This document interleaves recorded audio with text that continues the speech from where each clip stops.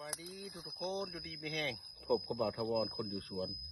มือนี้เชื่อว่าในน้ำให้หูจักนี่ปลาดงขอพี่น้องเด้อปลาดงขอได้ดิเด้อถือจำเอาไว้เพื่อได้เจ็บปวดน้ำขอน้ำเข่าเด้อนี่แหละเอาปลาดงขอเลยมาต้มกินตัดเอาหนึ่งกำมือต้มกินเช้าเที่ยงแรงปลาดงขอนี่สังเกตนะพี่น้องเด้อสังเกตเสื้อของเพิ่น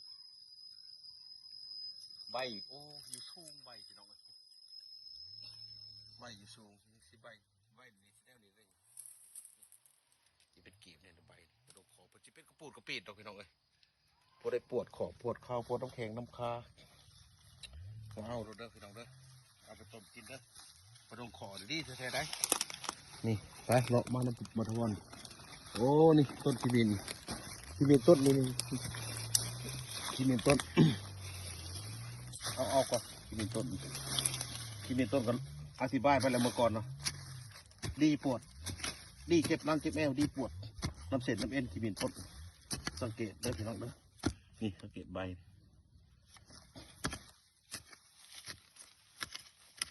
นี่ได้หักยาบ้านเขาบูดบ่อยากมาปานต้องหากินได้พี่น้องเด้อหากินเอานี่ขีมินต้นนี่ใช่ได้ดูได้ปวดหลังปวดแอวนี่สังเกตนี่เด้อ